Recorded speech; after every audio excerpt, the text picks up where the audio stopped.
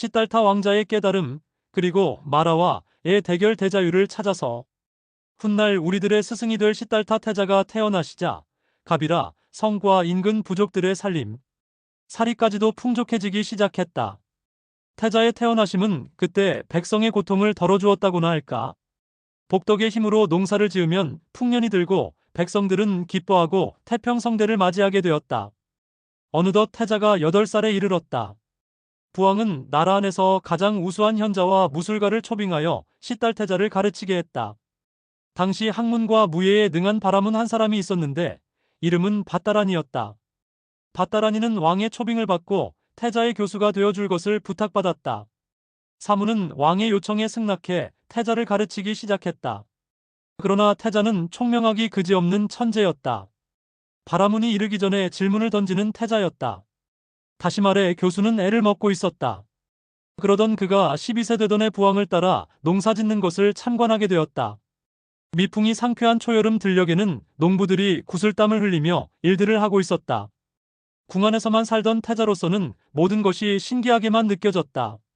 농사 짓는 것을 보는 것도 처음이거니와 궁 밖의 풍경을 보는 것만으로도 태자는 즐거운 마음이 되어 모든 것을 하나하나 놓치지 않으려고 본래 매사에 열심인 태자는 진지하게 관찰했다. 그러나 태자는 농민들이 땀을 흘리며 일하는 것을 보자 사람들이 자기와 같이 안락하고 행복한 것 같지 않았다. 뜨거운 햇빛 아래서 땀을 흘리며 일하는 모습이 매우 힘들고 괴로운 것으로 어린 마음에 비쳤던 것이다. 예민하고 감수성이 풍부했던 태자는 또 하나 참기 어려운 모습을 보고 말았다. 쟁기질에 파헤쳐진 흙 속에서 벌레들이 나와 허둥대는 모습은 차마 볼 수가 없을 정도로 안타까웠다. 그것도 잠시의 생각이었고 뒤이어 새들이 날아와 다투어 벌레들을 쪼아먹는 것을 보고 그 처참한 광경을 그대로 서서 차마 볼 수가 없었다. 고통과 죽음이 눈앞에서 일어나는 것에 전율을 느꼈다. 태자는 더 이상 그 자리에 있을 수가 없었다. 근처 염수부 그늘 아래 잔디밭에 앉아 눈을 감고 팔짱을 끼고 조금 전 보았던 괴로움에 대해 생각했다. 그의 감은 눈에는 조금 전에 보았던 괴로운 일들을 떠올리고 있었다. 불행하고 괴로운 것들을 뼈속 깊은 곳으로부터 느끼고 있었다. 시간이 흐르는 것도 모른 채 사색에 잠겨있자 부왕은 근처에서 태자의 모습이 보이지 않자 수행인들에게 태자를 찾아보도록 일렀다. 한참을 찾아 헤매던 중 신하 한 사람이 연부수 아래에서 앉아 계시다고 전했다. 왕은 연부수 아래에 이르러 시달타여 왜 여기에 앉아 있는가 라고 물었다. 왕의 물음에 태자는 바깥 세상을 살펴보건대 서로 사리사욕에 잡혀 서로를 해치고 있습니다. 불행과 괴로움을 자초하는 삶에 대하여 잠시 사색하고 있었습니다. 라고 대답했다. 왕은 태자의 대답을 듣고 아차하는 생각이 들었다. 아사다 선인의 예언이 생각났기 때문이다. 시달타가 출가할 거라는 예언이 생각났기 때문에 아찔함을 느껴 왕은 시달타가 지루하지 않게 쾌활하게 즐길 거리를 계속 마련해 주었지만 태자는 사색에 잠기는 시간이 점점 늘어만 갔다. 태자가 19세가 된 태자를 위해 태자비를 간택하기로 했다. 태자는 처음에 결혼하는 것을 반대했지만 왕의 극렬한 반대에 못 이겨 결혼을 하게 되었지만 출가할 결심은 흔들리지 않았다. 태자는 그 후 집장 대신의 딸 아쇼다라를 규수로 맞아 결혼하고 시달타는 부인 아쇼다라와의 사이에서 태어난 아기의 이름을 라후라라는 이름을 지었는데 그 뜻은 장애라는 뜻이다. 인간의 무상과 죽음 그리고 사사문 유관으로 본 인생의 생, 노, 병, 사는 시달타의 출가를 독촉했고 아쇼다라로부터 아들을 낳았다는 소식을 듣고 마땅히 기뻐해야 할 시달타는 라후라여 라후라여 하며 탄식을 했다고 합니다. 시달타 왕자는 태어나면서부터 궁궐에서 호화로운 삶을 누렸지만 생로병사의 괴로움을 직접 보고 인생의 진정한 의미를 찾기 위해 출가하게 됩니다. 왕자는 극도의 고행을 6년간 하고 나서 고행으로도 참 진리를 깨달을 수 없다는 사실을 깨닫고 보리수 아래 평정심으로 명상에 들죠. 이때 등장하는 인물이 바로 마라마왕입니다. 마라는 인간의 마음속 욕망, 미움, 질투, 어리석음 등을 상징하는 존재로 시달타가 깨달음을 얻지 못하도록 온갖 방해를 합니다. 폭풍을 일으키고 무서운 환영을 보이며 딸과 아들을 동원해 유혹하고 마지막엔 비웃음으로 시달타의 마음을 흔들려 합니다. 그러나 시달타는 깨달음을 얻기 전에는 이 자리를 떠나지 않겠다며 굳은 맹세를 하고 오른손으로 땅을 짚어 이 땅이 나의 증인이 되어주길 이라고 말합니다. 그러자 마라의 모든 방해는 힘을 잃고 마라는 퇴장하게 됩니다. 이 에피소드는 내면의 번뇌와 집착, 욕망이야말로 우리가 극복해야 할 최대의 적임을 상징적으로 보여줍니다. 깨달음의 순간 마라의 유혹을 이겨낸 시달타는 밤새 깊은 명상 끝에 산매에 들고 동트는 새벽별을 보며 모든 중생은 본래 부처이자 대자유인이다라는 깨달음에 도달합니다. 경전이나 책자마다 묘사는 다르지만 욕심과 고통, 망상에서 완전히 벗어난 그 순간 시달타는 위없는 자유와 평안을 얻게 되어 붓다 깨달은 자가 됩니다. 이 상태를 불교에서는 해탈, 열반, 대자유라 부르며 육신이나 마음의 어떤 족쇄 집착에서도 완전히 벗어난 자유로운 상태를 말합니다. 이때 부처님은 스스로 감탄하며 말씀하십니다. 기쁘구나. 연기 세상의 법칙는 모든 곳에 두루하구나. 모든 중생이 본래 부처이거늘 번뇌망상 때문에 그 참된 모습을 보지 못하는구나. 대자유는 마치 새가 하늘을 자유롭게 나는 것, 물고기가 물속을 헤엄치는 것과 같습니다. 실제로 법문이나 경전에서도 소가 고삐를 풀고 마음껏 초원을 누비는 모습에 자주 비유합니다. 누구나 처음에는 길을 몰라 헤매지만 고삐 집착, 번뇌를 점점 놓아가며 스스로의 자유를 얻어갑니다.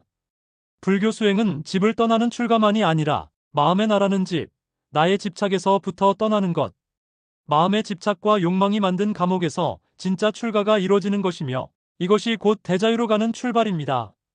마라가 왕자를 방해하다가 힘이 다 빠져서 마지막엔 네가 깨달으면 내가 할 일이 없지 않느냐며 투정한다는 전설도 있죠. 이야기는 내 마음에 마라도 집착을 놓으면 저절로 힘을 잃는다는 깨달음을 주는 유쾌한 교훈입니다. 부처님이 얻은 대자유는 남의 이야기가 아닙니다. 우리도 내 삶의 주인으로 욕심과 번뇌의 고삐를 하나씩 내려놓으면서 대자유를 향해 나아갈 수 있습니다. 반짝이는 별처럼 모든 존재는 본래 자유로우나 번뇌로 가릴 뿐입니다. 연기 중도의 길을 걷고 순간순간 깨어있는 마음만이 진정한 대자유를 선사합니다. 대자유란 마음의 고삐를 푸는 것이라는 비유로 불자님들께 쉽게 설명할 수 있습니다. 경전대로가 아니더라도 우리 일상에서 집착을 내려놓는 노력이 곧 내 안의 부처가 깨어나는 순간이 된다는 점을 강조합니다. 대자유란 불교에서 해탈과 열반, 즉 모든 번뇌와 집착에서 완전히 벗어난 상태, 어떤 속박으로부터도 자유로운 진정한 자유를 가리킵니다. 단순히 사회적 육체적으로 자유로운 상태가 아니라 오온의 감옥, 끊임없는 번뇌와 집착, 업과 윤회의 굴레에서 완전히 벗어나면 최고의 자유입니다. 불교에서 부처님을 대자유인이라고도 하는데 그 뜻도 바로 이러한 최상의 해방에 이른 존재임을 말합니다. 이 자유는 자신의 본래의 마음을 깨닫고 참된 자기로 사는 것을 말합니다. 불교의 자유는 타 종교의 절대자 앞에서 복종하는 자유가 아니라 법에 합당하게 살아갈 때 얻는 내적인 해방감입니다. 연기의 법칙, 즉 진리대로 생각하고 행동하면 그 자체로 자유로워집니다. 대자유는 더 이상 바깥 상황에 마음이 끌려다니지 않고 세상 일에 휘둘리지 않으며 자기 삶의 주인이 되는 것, 즉 외부 조건에 매이지 않는 평온을 의미합니다. 집착과 번뇌, 그리고 오온의 감옥에서 벗어남 대자유는 단순한 제약 없는 방종이 아닌 업과 번뇌에서 벗어나 마음의 온전한 해방을 이루는 말입니다. 심해탈, SAMATHA과 해해탈, VIPASSANA 멈춤과 통찰, 이 양쪽의 수행을 통해 마음 근저에 집착을 뿌리째 뽑으며 진정한 자유에 들어갑니다. 이는 존재라는 감옥, 오온의 감옥에서 해방되는 진짜 자유임을 강조합니다. 해탈은 특별한 어떤 곳에 도달하는 것이 아니라 지금 이 순간 자기 본래의 마음자리에 머물며 부처님 가르침을 따라 사는 데 있습니다. 감옥에 갇힌 죄수 또는 오온의 감옥에 갇힌 중생이 자유를 갈망하듯 우리도 일상에서 생각과 감정, 습관에 갇혀 삽니다. 하지만 수행을 통해 집착과 애착을 내려놓고 순간순간 깨어있는 삶을 살면 그때 진정한 대자유를 경험할 수 있습니다. 49제 등 불교 의식에서도 열반에 든 영가를 대자유의 청정법신비로자나의 세계와 서방정토 극락도사 아미타불계로 인도한다고 표현하며 산 사람도 애착과 집착에서 벗어나 참 자기를 찾으라고 가르칩니다. 공을 체득하면 세상 모든 것에 얽매이지 않고 자신의 삶의 주인이 되는 대자유의 세계가 펼쳐진다고 합니다. 불자 여러분, 참된 자유란 내 마음 밖에 무엇이 아니라 바로 내 안에서 모든 집착을 내려놓았을 때 순간순간 내 안에 증득되는 평화와 해방감입니다. 부처님께서 보여주신 대자유는 우리 모두가 사는 현실 속에서도 누구나 실천할 수 있음을 몸소 보여주셨습니다. 한 생각, 한 선택에서부터 대자유의 길은 시작됩니다. 대자유의 길은 거창한 것이 아닙니다. 지금 이 자리에서 내 마음의 움직임을 지켜보고 집착하지 않는 연습을 반복하면 누구나 부처님처럼 될 수 있습니다. 세상 모든 불자님들과 함께 대자유를 찾아가는 여정에 축복이 가득하길 기원하며 밝고 긍정적인 마음으로 많은 가르침을 나누시기 바랍니다. 다시 한번 요약해서 말씀드리겠습니다. 시달타는 기원전 6세기 지금의 네팔 지역에서 샤카족의 왕자로 태어났습니다. 그는 어린 시절부터 남다른 지혜와 자비심을 보였고 부모님의 사랑 속에서 부족함 없이 자랐습니다. 시달타는 모든 것을 가진 것처럼 보였지만 마음속에는 알 수 없는 불안함이 자리 잡고 있었습니다. 그는 궁궐밖의 현실, 즉 늙음, 질병, 죽음이라는 인간의 고통을 전혀 알지 못했습니다. 그는 세상을 관찰하며 인간의 삶에 대한 근본적인 질문을 던지기 시작했습니다. 왜 우리는 늙고 병들며 결국 죽음을 맞이해야 하는가? 삶의 진정한 의미는 무엇인가? 이러한 질문들은 그의 마음속에서 끊임없이 맴돌았습니다. 어느 날 시달타는 궁궐 밖으로 나가 네 가지 모습을 보게 됩니다. 첫 번째는 늙은이의 모습이었습니다. 굽은 허리와 지팡이에 의지한 채 힘겹게 걷는 늙은이를 보며 시달타는 인간의 덧없는 시간에 대해 생각했습니다. 그는 젊음과 아름다움도 결국 사라지고 모든 생명은 쇠퇴한다는 사실에 깊은 슬픔을 느꼈습니다. 두 번째는 병든 사람의 모습이었습니다. 고통스러운 표정으로 신음하는 병자를 보면서 그는 육체적 고통과 질병의 불가피성에 대해 깊이 고민했습니다. 그는 건강하고 튼튼한 몸을 가진 자신도 언젠가는 병들고 고통받을 수 있다는 사실을 깨달았습니다. 세 번째는 죽은 사람의 모습이었습니다. 장래 행렬을 보면서 시달타는 모든 생명이 결국 죽음으로 귀결된다는 사실을 깨달았습니다. 그는 사랑하는 사람과의 이별, 삶의 허무함에 대한 깊은 생각을 했습니다. 마지막으로 그는 고요히 명상하는 수행자를 만났습니다. 수행자의 평화로운 모습에서 시달타는 고통에서 벗어나는 길, 즉 해탈의 가능성을 엿보았습니다. 수행자의 얼굴에는 평온함과 만족감이 깃들어 있었고 시달타는 그 모습에서 희망을 발견했습니다. 이 네 가지 만남은 시달타의 삶에 큰 변화를 가져왔습니다. 그는 인간의 고통에 대한 깊은 연민을 느끼며 이 고통의 근원을 파악하고 해결책을 찾고자 결심했습니다. 그는 왕자로서 누릴 수 있는 모든 것을 버리고 진리를 찾아 나서는 고행의 길을 선택했습니다. 그는 궁궐의 안락함, 가족과의 유대, 모든 권력과 재물을 뒤로하고 오직 진리를 향한 열정 하나로 세상에 나섰습니다. 그의 이러한 결심은 우리에게 물질적인 풍요로움이 진정한 행복을 보장하지 않으며 내면의 성찰과 깨달음이 중요하다는 것을 일깨워줍니다. 시달타는 먼저 당시 유행하던 종교적 수행 방식을 따랐습니다. 그는 엄격한 금욕 생활을 하며 극심한 고통을 견디는 고행을 했습니다. 음식 섭취를 극도로 줄여 앙상한 모습이 되기도 했습니다. 시달타는 고행을 통해 육체적인 고통을 극복하려 했지만 그것이 진정한 깨달음으로 이어지지 않는다는 것을 깨달았습니다. 그는 고행이 오히려 마음을 더욱 혼란스럽게 만들고 진실에 다가가는 것을 방해한다는 것을 알게 되었습니다. 결국 시달타는 고행을 포기하고 보리수 아래에서 깊은 명상에 잠겼습니다. 그는 자신의 마음을 관찰하고 고통의 원인과 해결책을 탐구했습니다. 시달타는 명상을 통해 자신의 내면을 깊이 탐구하며 고통의 근원을 파악하려 노력했습니다. 그는 자신의 생각, 감정, 욕망을 관찰하고 그것들이 어떻게 고통을 만들어내는지 그리고 어떻게 벗어날 수 있는지를 끊임없이 고민했습니다. 며칠 밤낮으로 이어진 명상 끝에 시달타는 마침내 깨달음을 얻었습니다. 그는 자신이 겪었던 고통의 원인이 무지, 즉 진리를 알지 못하는 데 있다는 것을 깨달았습니다. 또한 욕망과 집착이 고통을 만들어내고 이 고통에서 벗어나기 위해서는 욕망을 버리고 깨달음을 얻어야 한다는 것을 알게 되었습니다.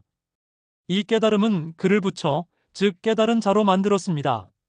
시달타는 깨달음을 얻은 후 부처, 즉 깨달은 자가 되었습니다. 그는 자신의 깨달음을 세상에 전파하기 시작했습니다. 부처님은 자신의 깨달음을 통해 모든 중생이 고통에서 벗어나 행복을 얻을 수 있도록 돕고자 했습니다. 시달타는 사성제와 팔정도라는 가르침을 통해 고통에서 벗어나는 길을 제시했습니다. 사성제는 고통의 진실, 고통의 원인, 고통의 소멸, 고통 소멸의 길을 말합니다. 팔정도는 바른 견해, 바른 사유, 바른 언어, 바른 행위, 바른 생계, 바른 정진, 바른 알아차림, 바른 삼매를 의미합니다. 이러한 가르침은 우리에게 삶의 고통을 이해하고 그 고통에서 벗어나는 실천적인 방법을 제시합니다. 부처님은 수많은 제자를 길러냈고 그의 가르침은 동아시아를 넘어 전 세계에 큰 영향을 미쳤습니다. 불교는 3000년에 가까운 시간 동안 다양한 형태로 발전하며 많은 사람들에게 위안과 깨달음을 주고 있습니다. 시달타 태자의 대자유를 향한 여정은 우리에게 진정한 행복을 찾기 위한 용기와 지혜를 줍니다. 우리도 시달타처럼 끊임없이 배우고 탐구하며 자신의 내면을 성찰함으로써 고통에서 벗어나 진정한 자유를 찾을 수 있을 것입니다.